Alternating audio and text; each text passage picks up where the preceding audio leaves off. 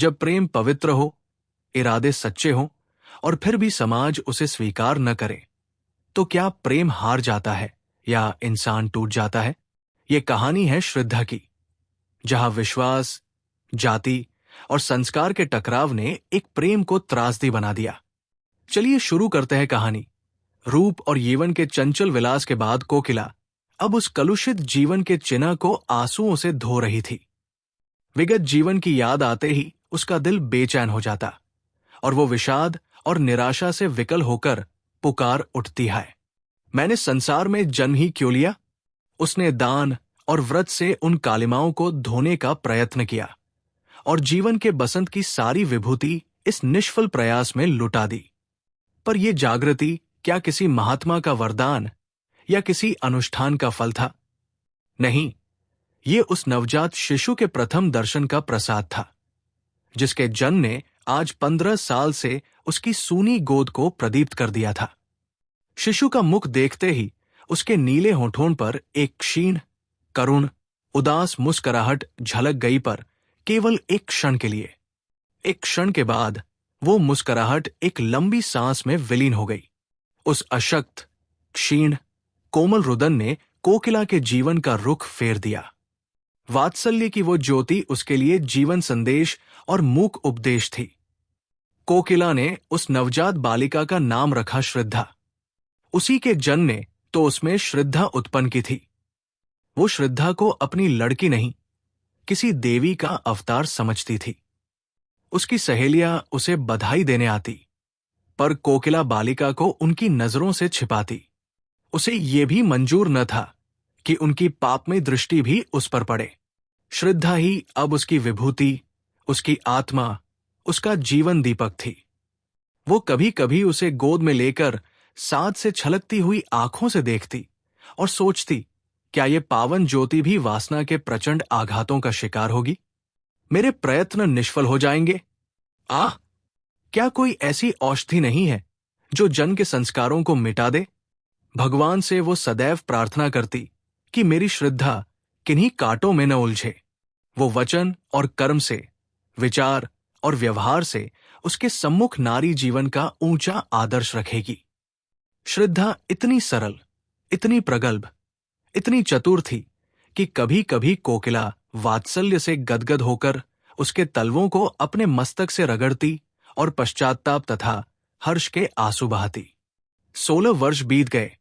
पहले की भोली भाली श्रद्धा अब एक सगर्व, शांत, लज्जाशील नवयवना थी, जिसे देखकर आंखें तृप्त हो जाती थी। विद्या की उपासिका थी, पर सारे संसार से विमुख। जिनके साथ वो पढ़ती थी वे उससे बात भी न करना चाहती थी। मातृ स्नेह के वायुमंडल में पड़कर वो घोर अभिमानिनी हो गई थी। वात्सल्य के वायुमंडल, सखी सहेलियों के परित्याग, रात दिन की घोर पढ़ाई और पुस्तकों के एकांतवास से अगर श्रद्धा को अहंभाव हो आया तो आश्चर्य की कौन सी बात है। उसे किसी से भी बोलने का अधिकार न था।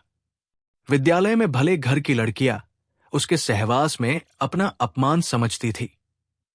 रास्ते में लोग उंगली उठाकर कहते, कोकिला रंडी की लड़की है। उसका सिर झुक जाता, कपोल क्षण भर के लिए लाल होकर दूसरे ही क्षण फिर चूने की तरह सफेद हो जाते।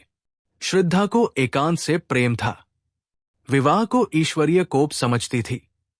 यदि कोकिला ने कभी उसकी बात चला दी तो उसके माथे पर बल पड़ जाते, चमकते हुए लाल चेहरे पर कालिमा छा जाती, आंखों से झरझर आंसू बहने लगते। कोकिला चुप हो जाती। दोनों के जीवनादर्शों में विरोध था। कोकिला समाज के देवता की पुजारिन, श्रद्धा को समाज से, ईश्वर से और मनुष्य से घृणा। यदि संसार में उसे कोई वस्तु प्यारी थी तो वह थी उसकी पुस्तकें। श्रद्धा उन्हीं विद्वानों के संसर्ग में अपना जीवन व्यतीत करती, जहां ऊंच नीच का भेद नहीं, जाति पांति का स्थान नहीं, सबके अधिकार समान है। श्रद्धा की पूर्ण प्रकृति का परिचय महाकवि रहीम के एक दोहे के पद से मिल जाता है, प्रेम सहित मरिबो भलो, जो विष दे बुलाए। अगर कोई सप्रेम बुलाकर उसे विष दे देता तो वो नतजानू हो अपने मस्तक से लगा लेती, किंतु अनादर से दिए हुए अमृत की भी उसकी नजरों में कोई हकीकत न थी। एक दिन कोकिला ने आंखों में आंसू भरकर श्रद्धा से कहा, क्यों मन्नी, सच बताना, तुझे ये लज्जा तो लगती ही होगी कि मैं क्यों इसकी बेटी हुई। यदि तू किसी ऊंचे कुल में पैदा हुई होती तो क्या तब भी तेरे दिल में ऐसे विचार आते? तू मन ही मन मुझे जरूर कोसती होगी। श्रद्धा मां का मुंह देखने लगी। माता से इतनी श्रद्धा कभी उसके दिल में पैदा नहीं हुई थी। कांपते हुए स्वर में बोली, अम्मान जी, आप मुझसे ऐसा प्रश्न क्यों करती हैं? क्या मैंने कभी आपका अपमान किया है? कोकिला ने गदगद होकर कहा, नहीं बेटी, उस परम दयालु भगवान से यही प्रार्थना है कि तुम्हारी जैसी सुशील लड़की सबको दे। पर कभी कभी ये विचार आता है कि तू अवश्य ही मेरी बेटी होकर पछताती होगी। श्रद्धा ने धीर कंठ से कहा, अम्मा, आपकी ये भावना निर्मूल है। मैं आपसे सच कहती हूं, मुझे जितनी श्रद्धा और भक्ति आपके प्रति है उतनी किसी के प्रति नहीं। आपकी बेटी कहलाना मेरे लिए लज्जा की बात नहीं, रव की बात है। मनुष्य परिस्थितियों का दास होता है। आप जिस वायुमंडल में पली उसका असर तो पड़ना ही था, किंतु पाप के दलदल में फंसकर फिर निकल आना अवश्य गौरव की बात है। बहाव की ओर से नाव खेले जाना तो बहुत सरल है, किंतु जो नाविक बहाव के प्रतिकूल खेले जाता है वही सच्चा नाविक है। कोकिला ने मुस्कुराते हुए पूछा, तो फिर विवाह के नाम से क्यों चिढ़ती है? श्रद्धा ने आंखें नीची करके उत्तर दिया, बिना विवाह के जीवन व्यतीत नहीं हो सकता। मैं कुमारी ही रहकर जीवन बिताना चाहती हूं। विद्यालय से निकलकर कॉलेज में प्रवेश करूंगी और 2-3 वर्ष बाद हम दोनों स्वतंत्र रूप से रह सकती हैं। डॉक्टर बन सकती हूं, वकालत कर सकती हूं। औरतों के लिए सब मार्ग खुल गए हैं। कोकिला ने डरते डरते पूछा, क्यों? क्या तुम्हारे हृदय में कोई दूसरी इच्छा नहीं होती? किसी से प्रेम करने की अभिलाषा तेरे मन में नहीं पैदा होती? श्रद्धा ने एक लंबी सांस लेकर कहा, अम्मान जी, प्रेम विहीन संसार में कौन है? प्रेम मानव जीवन का श्रेष्ठ अंग है। यदि ईश्वर की ईश्वरता कहीं देखने में आती है तो वो केवल प्रेम में। जब कोई ऐसा व्यक्ति मिलेगा जो मुझे वरने में अपनी मानहानि न समझेगा तो मैं तन मन धन से उसकी पूजा करूंगी, पर किसके सामने हाथ पसार कर प्रेम की भिक्षा मांगूं? यदि किसी ने सुधर के क्षणिक आवेश में विवाह कर भी लिया तो मैं प्रसन्न न हो सकूंगी। इससे तो कहीं अच्छा है कि मैं विवाह का विचार ही छोड़ दूं। इन्हीं दिनों महिला मंडल का एक उत्सव हुआ। कॉलेज के रसिक विद्यार्थी काफी संख्या में सम्मिलित हुए। हाल में तिल भर भी जगह खाली न थी। श्रद्धा भी आकर स्त्रियों की सबसे अंत की पंक्ति में खड़ी हो गई। उसे ये सब स्वांग मालूम होता था। आज प्रथम ही बार वो ऐसी सभा में सम्मिलित हुई थी। सभा की कार्रवाई शुरू हुई। प्रधान महोदय की वक्तृता के पश्चात प्रस्ताव पेश होने लगे और उनके समर्थन के लिए वक्तृताएं होने लगी, किंतु महिलाएं उनकी वक्तृताएं भूल गई या उन पर सभा का रोब ऐसा छा गया कि उनकी वक्तृता शक्ति लोप हो गई। वे कुछ टूटे फूटे जुमले बोलकर बैठने लगी। सभा का रंग बिगड़ने लगा। कई लेडियां बड़ी शान से प्लेटफॉर्म पर आई, किंतु 2-3 शब्दों से अधिक न बोल सकी। नवयुवकों को मजाक उड़ाने का अवसर मिला। कह कहे पढ़ने लगे, तालियां बजने लगी। श्रद्धा उनकी ये दुर्जनता देखकर तिलमिला उठी। उसका अंग प्रत्यंग फड़कने लगा। प्लेटफॉर्म पर जाकर वो कुछ इस शान से बोली कि सभा पर आतंक छा गया। कोलाहल शांत हो गया। लोग टकटकी बांधकर उसे देखने लगे। श्रद्धा स्वर्गीय बाला की भांति धारावाहिक रूप में बोल रही थी। उसके प्रत्येक शब्द से नवीनता, सजीवता और दृढ़ता प्रतीत होती थी। उसके नवयौवन की सुरभि भी चारों ओर फैलकर सभा मंडप को अवाक कर रही थी। सभा समाप्त हुई। लोग टीका टिप्पणी करने लगे। एक ने पूछा, ये स्त्री कौन थी भाई? दूसरे ने उत्तर दिया, उसी कोकिला रंडी की लड़की। तीसरे व्यक्ति ने कहा, तभी ये आवाज और सफाई है, तभी तो जादू है। जादू है जनाब मुजस्सिम जादू। क्यों न हो, मां भी तो सितम ढाती थी। जब से उसने अपना पेशा छोड़ा, शहर बेजान हो गया। अब मालूम होता है कि ये अपनी मां की जगह लेगी। इस पर एक खद्दरधारी काला नवयुवक बोला, क्या खूब कदरदानी फरमाई है जनाब ने, वाह। उसी व्यक्ति ने उत्तर दिया, आपको बुरा क्यों लगा?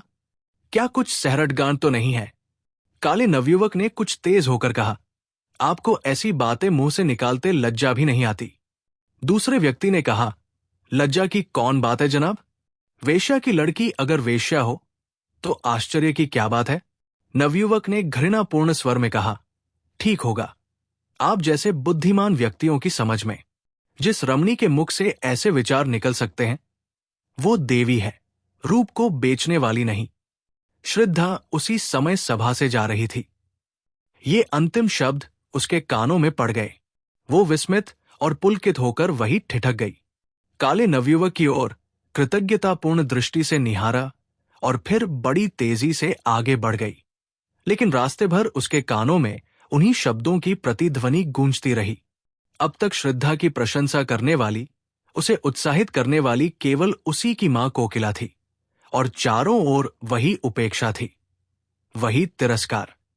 आज एक अपरिचित, काले किंतु गौर हृदय वाले खद्दरधारी नवयुवक व्यक्ति के मुख का चित्र बराबर उसकी आंखों के सामने नाच रहा था। मन में प्रश्न उठा, वो कौन है? क्या फिर कभी उसके दर्शन होंगे?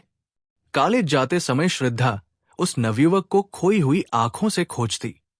घर पर रोज चिक की आड़ से रास्ते के आते जाते लोगों को देखती, लेकिन वो नवयुवक नजर न आता। कुछ दिनों बाद महिला मंडल की दूसरी सभा का विज्ञापन निकला। अभी सभा होने को 4 दिन बाकी थे। वो चारों दिन श्रद्धा ने अपना भाषण तैयार करने में बिताए। एक एक शब्द की खोज में घंटों सिर मारती, एक एक वाक्य को बार बार पढ़ती, बड़े बड़े नेताओं की स्पीचें पढ़ती और उसी तरह लिखने की कोशिश करती। जब सारी स्पीच पूरी हो गई तो श्रद्धा अपने कमरे में जाकर कुर्सियों और मेजों को संबोधित करके जोर जोर से पढ़ने लगी।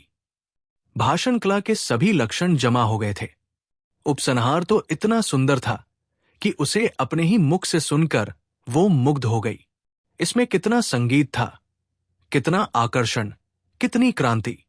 सभा का दिन आ पहुंचा।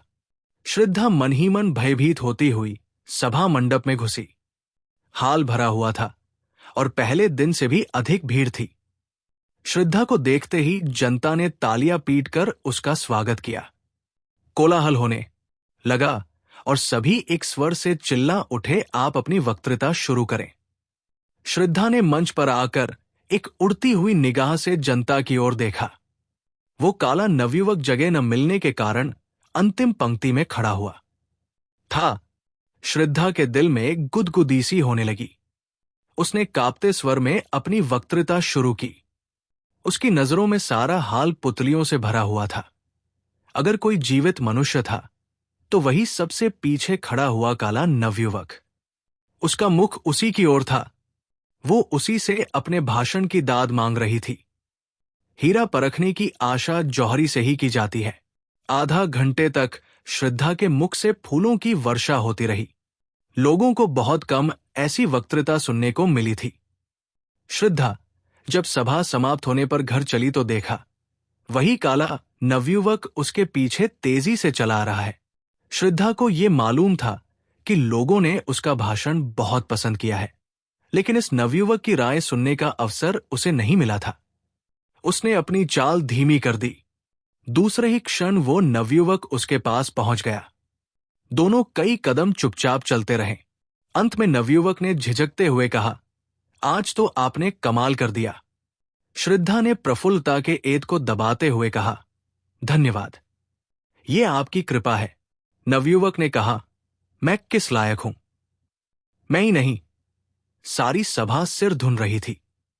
श्रद्धा, क्या आपका शुभ स्थान यही है? नवयुवक, जी हां, यहां मैं MA में पढ़ रहा हूं। ये ऊंच नीच का भूत न जाने कब तक हमारे सिर पर सवार रहेगा। अभाग्य से मैं भी उन लोगों में हूं जिन्हें संसार नीच समझता है। मैं जाति का चमार हूं। मेरे पिता स्कूल के इंस्पेक्टर के यहां अर्दली थे। उनकी सिफारिश से स्कूल में भर्ती हो गया। तब से भाग्य से लड़ता भिड़ता चला रहा हूं। पहले तो स्कूल के मास्टर मुझे छूते ही न थे। वो हालत तो अब नहीं रही, किंतु लड़के अब भी मुझसे खिंचे रहते हैं। श्रद्धा, मैं तो कुलीनता को जन्म से नहीं, धर्म से मानती हूं। नवयुवक, ये तो आपकी वक्तृता ही से सिद्ध हो गया है, और इसी से आपसे बातें करने का साहस भी हुआ, नहीं तो कहां आप और कहां मैं। श्रद्धा ने अपनी आंखें नीची करके कहा, शायद आपको मेरा हाल मालूम नहीं। नवयुवक, बहुत अच्छी तरह से मालूम है। यदि आप अपनी माताजी के दर्शन करवा सके तो आपका बड़ा आभारी होऊंगा। वो आपसे मिलकर बड़ी प्रसन्न होंगी। शुभ नाम। मुझे भक्तराम कहते हैं। ये परिचय धीरे धीरे स्थिर और दृढ़ होता गया। मैत्री प्रगाढ़ होती गई। श्रद्धा की नजरों में भगतराम एक देवता थे और भगतराम के समक्ष श्रद्धा मानवी रूप में देवी थी। 1 साल बीत गया। भगतराम रोज देवी के दर्शन को जाता। दोनों घंटों बैठे बातें किया करते। श्रद्धा कुछ भाषण करती तो भगतराम सब काम छोड़कर सुनने जाता। उनके मंसूबे एक थे, जीवन के आदर्श एक, रुचि एक, विचार एक। भगतराम अब प्रेम और उसके रहस्यों की मार्मिक विवेचना करता। उसकी बातों में रस और अलंकार का कभी इतना संयोग न हुआ था। भावों को इंगित करने में उसे कमाल हो गया था। लेकिन ठीक उन अवसरों पर जब श्रद्धा के हृदय में गुदगुदी होने लगती, उसके कपोल उल्लास से रंजित हो जाते, भगतराम विषय पलट देता और जल्दी ही कोई बहाना बनाकर वहां से खिसक जाता। उसके चले जाने पर श्रद्धा हसरत के आंसू बहाती और सोचती, क्या इन्हें दिल से मेरा प्रेम नहीं। एक दिन कोकिला ने भगतराम को एकांत में बुलाकर कहा, बेटा, अब तो मुन्नी से तुम्हारा विवाह हो जाए तो अच्छा। जीवन का क्या भरोसा, कहीं मर जाओ तो ये साध मन ही में रह जाए। भगतराम ने सिर हिलाकर कहा, अम्मा, जरा इस परीक्षा में पास हो जाने दो। जीविका का प्रश्न हल हो जाने के बाद ही विवाह शोभा देता है। ये सब तुम्हारा ही है, क्या मैं साथ बांध ले जाऊंगी? ये आपकी कृपा है अम्मान जी, पर इतना निर्लज्ज न बनाइए। मैं तो आपका हो चुका, अब तो आप दुत्कारे भी तो इस द्वार से नहीं टल सकता। मुझ जैसा भाग्यवान संसार में और कौन है। लेकिन देवी के मंदिर में जाने से पहले कुछ पान फूल तो होना ही चाहिए। साल भर और गुजर गया। भगतराम ने M.A. की उपाधि ली और अपने ही विद्यालय में अर्थशास्त्र का अध्यापक हो गया। उस दिन कोकिला ने खूब दान पुण्य किया। जब भगतराम ने आकर उसके पैरों पर सिर झुकाया तो उसने उसे छाती से लगा लिया। उसे विश्वास था कि आज भगतराम विवाह के प्रश्न को जरूर छेड़ेगा। श्रद्धा प्रतीक्षा की मूर्ति बनी हुई थी। उसका एक एक अंग मानो 100 तार होकर प्रतिध्वनित हो रहा था। दिल पर एक नशा छाया हुआ था। पांव जमीन पर न पड़ते थे। भगतराम को देखते ही मां से बोली, अम्मा, अब हमको एक हल्की सी मोटर ले दीजिएगा। कोकिला ने मुस्कुराकर कहा, हल्की सी क्यों, भारी सी ले लेना। पहले कोई अच्छा सा मकान तो ठीक कर लो। श्रद्धा भगतराम को अपने कमरे में बुला ले गई। दोनों बैठकर नए मकान की सजावट के मंसूबे बांधने लगे। पर्दे, फर्श, तस्वीरें, सबकी व्यवस्था की गई। श्रद्धा ने कहा, रुपए भी अम्मान जी से ले लेंगे। भगतराम बोला, उनसे रुपए लेते मुझे शर्म आएगी। श्रद्धा ने मुस्कुराकर कहा, आखिर मेरे दहेज के रुपए तो देंगी। दोनों घंटे भर बातें करते रहे, मगर वो मार्मिक शब्द जिसे सुनने के लिए श्रद्धा का मन आतुर हो रहा था, आज भी भगतराम के मुंह से न निकला और वो विदा हो गया। उसके जाने पर कोकिला ने डरते डरते पूछा, आज क्या बातें हुई? श्रद्धा ने उसका आशय समझकर कहा, अगर मैं ऐसी भारी हो रही हूं तो कुएं में क्यों नहीं डाल देती। ये कहते कहते उसके धैर्य की दीवार टूट गई। वो आवेश और वो वेदना जो भीतर ही भीतर अब तक टीस रही थी, निकल पड़ी। वो फूट फूट कर रोने लगी। कोकिला ने झुझलाकर कहा, जब कुछ बातचीत ही नहीं करना है तो रोज आते ही क्यों है? कोई ऐसा घराना भी तो नहीं है और न ऐसे धन्ना सेठ ही है। श्रद्धा ने आंखें पोंछकर कहा, अम्मान जी, मेरे सामने उन्हें कुछ न कहिए। उनके दिल में जो कुछ है वो मैं जानती हूं। वो मुंह से चाहे कुछ न कहें, मगर दिल से कह चुके और मैं चाहे कानों से कुछ न सुनूं पर दिल से सब कुछ सुन चुकी। कोकिला ने श्रद्धा से कुछ भी न कहा, लेकिन दूसरे दिन भगतराम से बोली, अब किस विचार में हो बेटा? भगतराम ने सिर खुजलाते हुए कहा, अम्मान जी, मैं तो हाजिर हूं, लेकिन घरवाले किसी तरह राजी नहीं होते। जरा फुर्सत मिले तो घर जाकर राजी कर लूं। मां बाप को नाराज करना भी तो अच्छा नहीं। कोकिला कुछ जवाब न दे सकी। भगतराम के मां बाप शहर से दूर रहते थे। यही एक उनका लड़का था। उनकी सारी उमंगें उसी के विवाह पर अवलंबित थी। उन्होंने कई बार उसकी शादी तय की, पर भगतराम बार बार यही कहकर निकल जाता कि जब तक नौकर न हो जाऊंगा विवाह न करूंगा। अब वो नौकर हो गया था, इसलिए दोनों माघ के एक ठंडे प्रात काल में लदेवदेव भगतराम के मकान पर आ पहुंचे। भगतराम ने दौड़कर उनकी पद्धूली ली और कुशल आदि पूछने के बाद कहा, आप लोगों ने इस जाड़े पाले में क्यों तकलीफ की? मुझे बुला लिया होता। चौधरी ने अपनी पत्नी की ओर देखकर कहा, सुनती हो बच्चा की अम्मा, जब बुलाते हैं तो कहते हैं कि इम्तिहान है, ये है, वो है। जब आ गए तो कहता है, बुलाया क्यों नहीं? तुम्हारा विवाह ठीक हो गया है, अब 1 महीने की छुट्टी लेकर हमारे साथ चलना होगा। इसीलिए दोनों आए हैं। चौधराइन, हमने कहा कि बिना गए काम नहीं चलेगा, तो आज ही दरखास्त दे दो। लड़की बड़ी सुंदर, पढ़ी लिखी, अच्छे कुल की है। भगतराम ने लजाते हुए कहा, मेरा विवाह तो यही एक जगह लगा हुआ है, अगर आप राजी हो तो कर लूं। चौधरी, इस शहर में हमारी बिरादरी का कौन है? क्यों बच्चा की अम्मा? चौधराइन, यहां हमारी बिरादरी का तो कोई नहीं है। भगतराम माम बेटी है, घर में रुपया भी है, लड़की ऐसी है कि तुम लोग देखकर खुश हो जाओगे, मुफ्त में शादी हो जाएगी। चौधरी, क्या लड़की का बाप मर गया है? उसका क्या नाम था? कहाँ का रहने वाला है? कुल मर्जाद कैसा है? जब तक ये सारी बातें मालूम न हो जाए तब तक ब्याह कैसे हो सकता है? क्यों बच्चा की अम्मा? चौधराइन, हां, बिना इन बातों का पता लगाए कैसे हो सकता है? भगतराम ने कोई जवाब नहीं दिया। चौधरी, यहां किस मोहल्ले में रहती है माम बेटी? सारा शहर हमारा छाना पड़ा है, हम यहां कोई 20 साल रहे होंगे। क्यों बच्चा की अम्मा? चौधराइन, 20 साल से ज्यादा रहे हैं। भगतराम, उनका घर नखास पर है। चौधरी, नखास से किस तरफ? भगतराम, नखास की सामने वाली गली में पहला मकान उन्हीं का है, सड़क से दिखाई देता है। चौधरी, पहला मकान तो कोकिला रंडी का है, गुलाबी रंग से पुता हुआ है ना? भगतराम ने झेंपते हुए कहा, जी हां, वही मकान है। चौधरी, तो उसमें कोकिला रंडी नहीं रहती क्या? भगतराम, रहती क्यों नहीं, मां बेटी दोनों ही तो रहती है।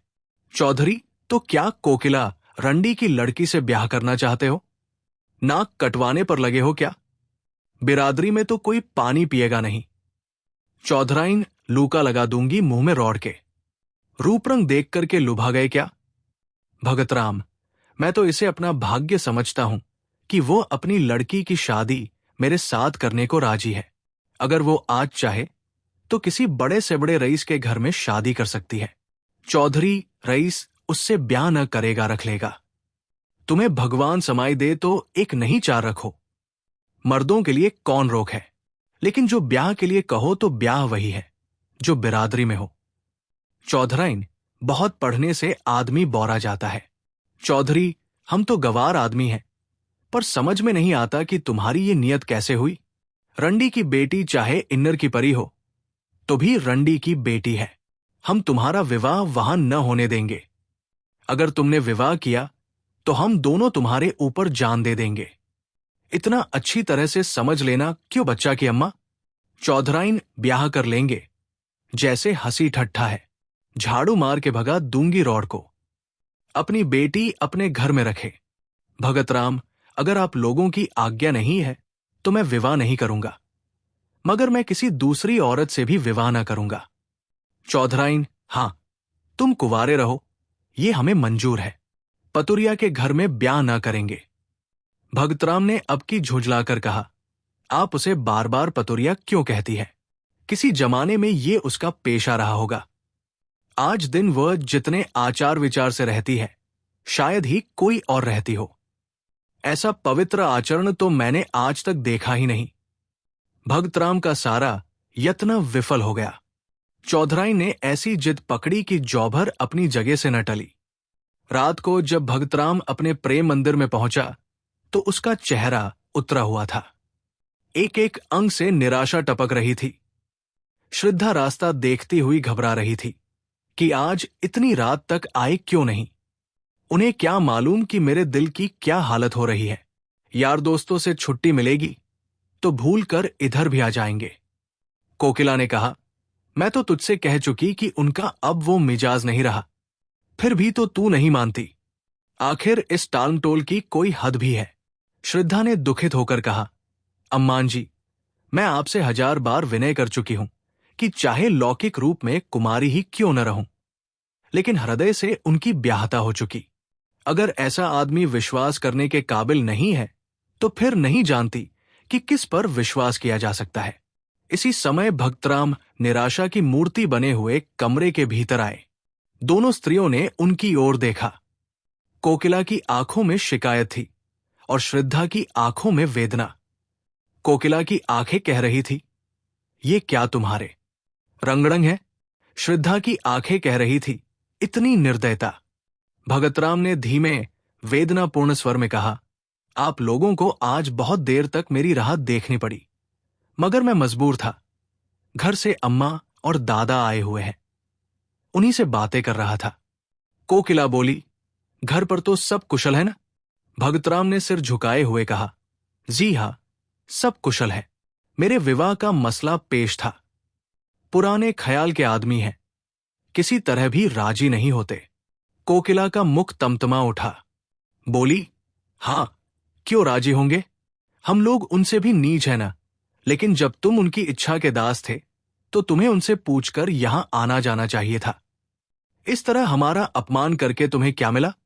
यदि मुझे मालूम होता कि तुम अपने मां बाप के इतने गुलाम हो तो ये नौबत ही काहे को आती।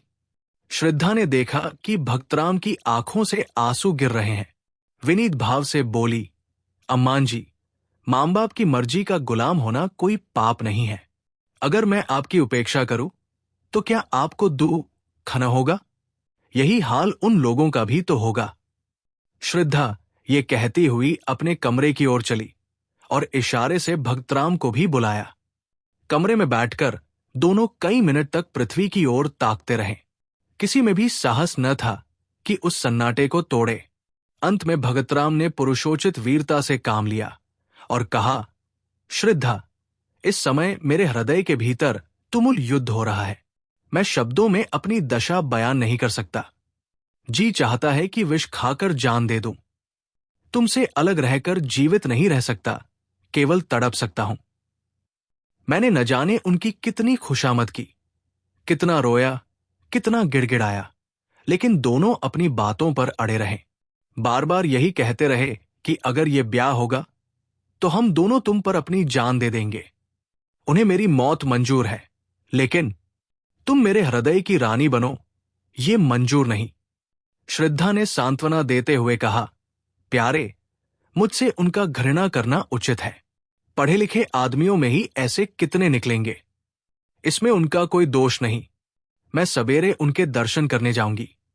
शायद मुझे देखकर उनका दिल पिघल जाए। मैं हर तरह से उनकी सेवा करूंगी, उनकी धोतियां धोऊंगी, उनके पैर दाबा करूंगी। मैं वो सब करूंगी जो उनकी मनचाही बहू करती। इसमें लज्जा की कौन सी बात?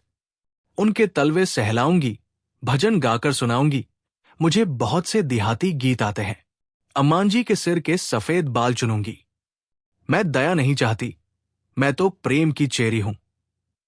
तुम्हारे लिए मैं सब कुछ करूंगी, सब कुछ। भगतराम को ऐसा मालूम हुआ मानो उसकी आंखों की ज्योति बढ़ गई है अथवा शरीर में कोई दूसरी ज्योतिर्मय आत्मा आ गई है। उसके हृदय का सारा अनुराग, सारा विश्वास, सारी भक्ति आंखों से उमड़कर श्रद्धा के पैरों की ओर जाती हुई मालूम हुई। मानो किसी घर से नन्हे नन्हे लाल कपोल वाले, रेशमी कपड़ों वाले, घुंघराले बालों वाले बच्चे हंसते हुए निकलकर खेलने जा रहे हों। चौधरी और चौधराइन को शहर आए हुए 2 सप्ताह बीत गए। वे रोज जाने के लिए कमर कसते, लेकिन फिर रह जाते। श्रद्धा उन्हें जाने न देती। सवेरे जब उनकी आंखें खुलती तो श्रद्धा उनके स्नान के लिए पानी तपाती हुई होती। चौधरी को अपना हुक्का भरा हुआ मिलता। वे लोग जो ही नहाकर उठते, श्रद्धा उनकी धोती छांटने लगती। दोनों उसकी सेवा और अविरत परिश्रम देखकर दंग रह जाते। ऐसी सुंदर, ऐसी मधुभाषिणी, ऐसी हंसमुख और चतुर रमणी चौधरी ने इंस्पेक्टर साहब के घर में भी न देखी थी। चौधरी को वह देवी मालूम होती और चौधराइन को लक्ष्मी। दोनों श्रद्धा की सेवा और टहल व प्रेम पर आश्चर्य करते थे, किंतु तो भी कलंक और बिरादरी का प्रश्न उनके मुंह पर मुहर लगाए हुए था। 15वें दिन जब श्रद्धा 10 बजे रात को अपने घर चली गई तो चौधरी ने चौधराइन से कहा, लड़की तो साक्षात लक्ष्मी है। चौधराइन, जब मेरी धोती छांटने लगती है तो मैं मारे लाज के कट जाती हूं। हमारी तरह तो इसकी लौंडी होगी। चौधरी, फिर क्या सलाह देती हो? अपनी बिरादरी में तो ऐसी सुघर लड़की मिलने की नहीं। चौधराइन, राम का नाम लेकर ब्याह करो। बहुत होगा, रोटी पड़ जाएगी। 5 बीसी में तो रोटी होती है, कौन 56 टके लगते हैं। पहले हमें शंका होती थी कि पतुरिया की लड़की न जाने कैसी हो, कैसी न हो, पर अब सारी शंका मिट गई। चौधरी जब बातें करती है तो मालूम होता है मुंह से फूल झड़ते हैं। चौधराइन, मैं तो उसकी मां को बखानती हूं, जिसकी कोख में ऐसी लक्ष्मी जन्मी। चौधरी, कल चलो, कोकिला से मिलकर सब ठीक ठाक कराएं। चौधराइन, मुझे तो उसके घर जाते शर्म लगती है। वो रानी बनी बैठी होगी, मैं तो उसकी लौंडी मालूम होंगी। चौधरी, तो फिर पाउडर मंगाकर मुंह में पोतलो, गोरी हो जाओगी। इंस्पेक्टर साहब की मेम भी तो रोज पाउडर लगाती थी। रंग तो सांवला था, पर जब पाउडर लगा लेती तो मुंह चमकने लगता था। चौधराइन, हंसी करोगे तो गाली दूंगी। हां, काली चमड़ी पर कोई रंग चढ़ता है, जो पाउडर चढ़ जाएगा तुम तो सचमुच उसके चौकीदार से लगोगे। चौधरी, तो कल मुंह अंधेरे चल दे। अगर कहीं श्रद्धा आ गई तो फिर गला न छोड़ेगी। बच्चा से कह देंगे कि पंडित से सायत मिति सब ठीक कर लो। फिर हंसकर कहा, उन्हें तो आप ही जल्दी होगी। चौधराइन भी पुराने दिन याद करके मुस्कराने लगी। चौधरी और चौधराइन का मत पाकर कोकिला विवाह का आयोजन करने लगी। कपड़े बनवाए जाने लगे, बर्तनों की दुकानें छानी जाने लगी और गहनों के लिए सुनार के पास आर्डर जाने लगे। लेकिन न मालूम क्यों भक्तराम के मुख पर प्रसन्नता का चिन्ह तक न था। श्रद्धा के यहां नित्य की भांति जाता, किंतु उदास, कुछ भूला हुआ सा बैठा रहता था। घंटों आत्मविस्मृति की अवस्था में शून्य दृष्टि से आकाश अथवा पृथ्वी की ओर देखा करता। श्रद्धा उसे अपने कीमती कपड़े और जराव गहने दिखलाती। उसके अंग प्रत्यंग से आशाओं की स्फूर्ति छलकी पड़ती थी। इस नशे में वो भक्तराम की आंखों में छिपे हुए आंसुओं को न देख पाती थी। इधर चौधरी भी तैयारियां कर रहे थे। बार बार शहर आते और विवाह के सामान मोल ले जाते। भक्तराम के स्वतंत्र विचार वाले मित्र उसके भाग्य पर ईर्ष्या करते थे। अप्सरा जैसी सुंदर स्त्री, कारू के खजाने जैसी दौलत, दोनों साथ ही किसे मयस्सर होते हैं। किंतु वह जो मित्रों की ईर्ष्या, कोकिला की प्रसन्नता, श्रद्धा की मनोकामना और चौधरी और चौधराइन के आनंद का कारण था, छिप छिप कर रोता था। अपने जीवन से दुखी था। चिराग तले अंधेरा छाया हुआ था। इस छिपे हुए तूफान की किसी को भी खबर न थी, जो उसके हृदय में हाहाकार मचा रहा था। ज्यों ज्यों विवाह का दिन समीप आता था, भगतराम की बनावटी उमंग भी ठंडी पड़ती जाती थी। जब 4 दिन रह गए तो उसे हल्का सा ज्वर आ गया। वो श्रद्धा के घर भी न जा सका। चौधरी और चौधराइन तथा अन्य बिरादरी के लोग भी आ पहुंचे थे, किंतु सबके सब विवाह की धुन में इतने मस्त थे कि किसी का भी ध्यान उसकी ओर न गया। दूसरे दिन भी वो घर से न निकल सका। श्रद्धा ने समझा कि विवाह की रीतियों से छुट्टी न मिली होगी।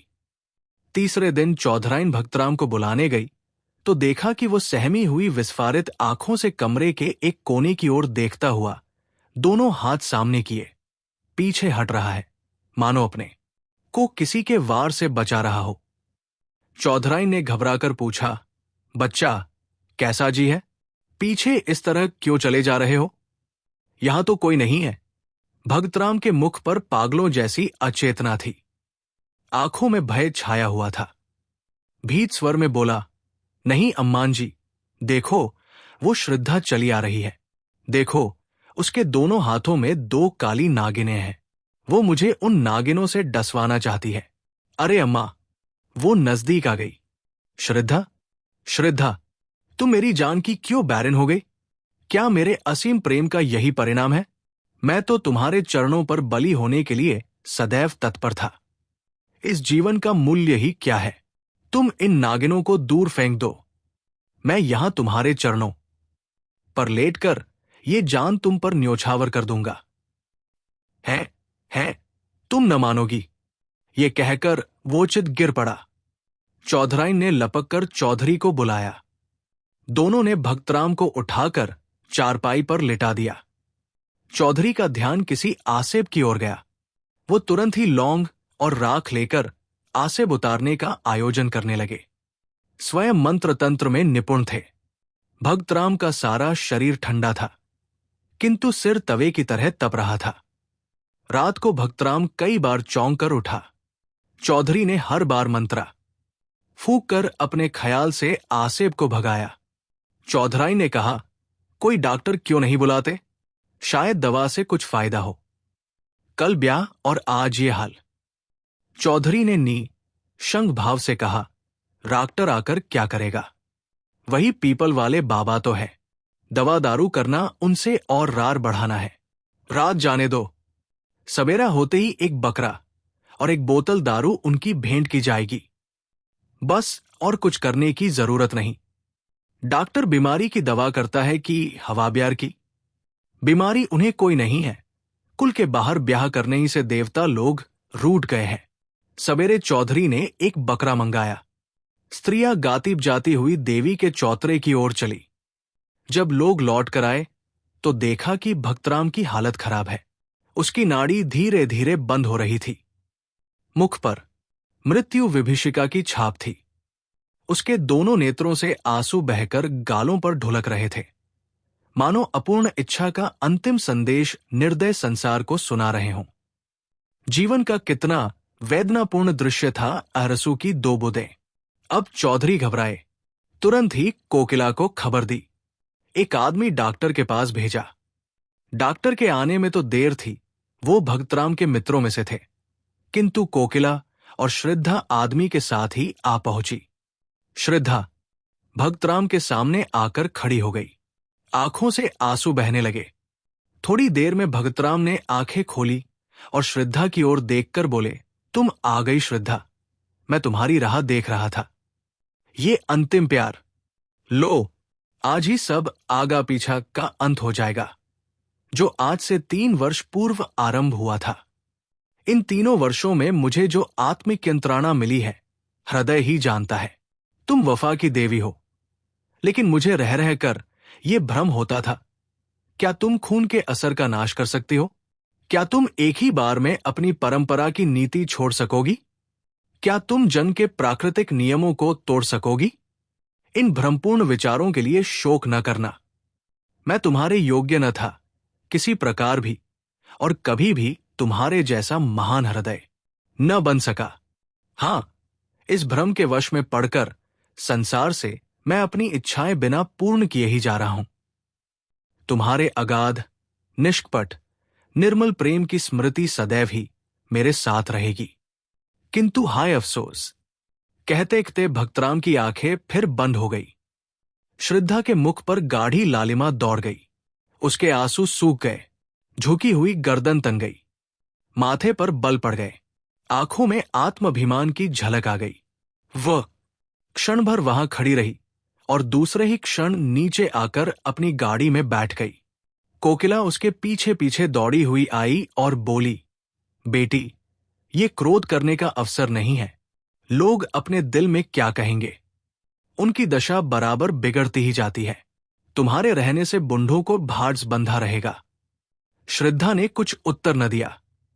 कोचवान से कहा, घर चलो। कहकर कोकिला भी गाड़ी में बैठ गई। असह्य शीत पड़ रहा था। आकाश में काले बादल छाए हुए थे। शीतल वायु चल रही थी। मां के अंतिम दिवस थे। वृक्ष, पेड़ पौधों भी शीत से अकड़े हुए थे। दिन के 8 बज गए थे। अभी तक लोग रजाई के भीतर मुंह लपेटे हुए थे, लेकिन श्रद्धा का शरीर पसीने से भीगा हुआ था। ऐसा मालूम होता था कि सूर्य की सारी उष्णता उसके शरीर की रगों में घुस गई है। उसके होठ सूख गए थे, प्यास से नहीं, आंतरिक धाधाकती हुई अग्नि की लपटों से। उसका एक एक अंग उस अग्नि की भीषण आंच से जला जा रहा था। उसके मुख से बार बार जलती हुई गर्म सांस निकल रही थी, मानो किसी चूल्हे की लपट हो। घर पहुंचते पहुंचते उसका फूल सा मुख मलिन हो गया। होंठ पीले पड़ गए, जैसे किसी काले सांप ने डस लिया हो। कोकिला बार बार अश्रुपूर्ण नेत्रों से उसकी ओर ताकती थी, पर क्या कहे और क्या कहकर समझाए। घर पहुंचकर श्रद्धा अपने ऊपर के कमरे की ओर चली, किंतु उसमें इतनी शक्ति न थी कि सीढ़ियां चढ़ सके। रस्सी को मजबूती से पकड़ती हुई किसी तरह अपने कमरे में पहुंची। हाय, आधा ही घंटे पूर्व यहां की एक एक वस्तु पर प्रसन्नता, आह्लाद, आशाओं की छाप लगी हुई थी, पर अब सबकी सब सिर धुनती हुए मालूम होती थी। बड़े बड़े संदूकों में जोड़े सजाए हुए रखे थे। उन्हें देखकर श्रद्धा के हृदय में हुक उठी और वो गिर पड़ी, जैसे विहार करता हुआ और कुलाचे भरता हुआ हिरन तीर लग जाने से गिर पड़ता है। अचानक उसकी दृष्टि उस चित्र पर जा पड़ी जो आज 3 वर्ष से उसके जीवन का आधार हो रही थी।